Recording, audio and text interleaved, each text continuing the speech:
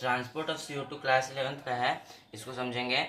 Transport of CO2 तीन तरीके से होता है। बाइकार्बोनेट आयन के जैसे 70% बाइकार्बोनेट आयन के फॉर्म में 70% ट्रांसपोर्ट करता है, कार्बोमिनो हेमोग्लोबिन के फॉर्म में 23% ट्रांसपोर्ट करता है, और प्लाज्मा में डिजोल्व होकर 7% ट्रांसपोर्ट करता है। इसको B, C, D से याद कर लेते हैं। B सबसे बड़ा होता है तो ज़्यादा C, फिर C, फिर D। अब टिश्यू वाला साइड पे क्या होता है, PCO2 ज़्यादा होता है, तो वहाँ पे CO2 और हेमोग्लोबिन का बाइंडिंग होता है। तो टिश्यूज वाले साइड पे देखेंगे, टिश्यू वाले साइड पे हमारे पास 100% CO2 निकला, मतलब जितना भी CO2 निकला उसको 100% CO2 कंसिडर करेंगे।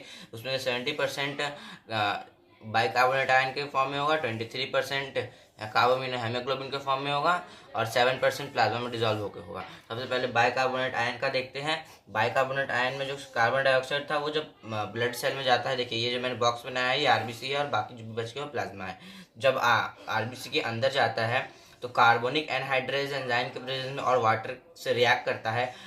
H2CO3 का फॉर्मेशन होता है हाइड्रोजन कार्बोनेट का। हाइड्रोजन कार्बोनेट आप जानते हैं कॉन्जुगेट बेस और कॉन्जुगेट एसिड और डिसोसिएट करेगा तो H+ और HCO3- होता है। तो वही आपने कुछ क्लोराइड शिफ्ट करके पढ़ा होगा। तो जो H+ और HCO3- का डिसोसिएशन हुआ ना, HCO3- बाहर निकल जाता है प्लाज्मा में, और प्लाज्मा में HCO3- बाहर निकल गया तो यहाँ पे आयोनिक इम्बैलेंस क्रिएट हो गया। तो जो बाहर सॉल्ट प्रेजेंट होता है, जैसे कि NaCl ले लिए, तो NaCl में से क्लोरीन अंदर चला जाता है ताकि ये हाइड्रोजन कार्बोनेट का जो बाहर आया है क्लोरीन अंदर जाके बैलेंस कर देता है आयोनिक इक्विलिब्रियम। और जो Na+ बच गया और HCO3- जो बाहर आया है, ये दोनों कंबाइन करके सोडियम हाइड्रोजन कार्बोनेट मतलब सोडियम बाइकार्बोनेट बन जाता है। ठीक है, सोडियम बाइकार्बोनेट के फॉर्म में कितना परसेंट ट्रेवल हुआ, 70% CO2 ट्रेवल हुआ। ठीक है, अब आते हैं जो बाकी CO2 बचे 23% और 7%। ठीक है, 23% CO2 ट्रेवल होते हैं। CO2 देखो जो यहाँ पे हाइड्रोजन बचा ना, ये हेमोग्लोबिन से बाइंड होके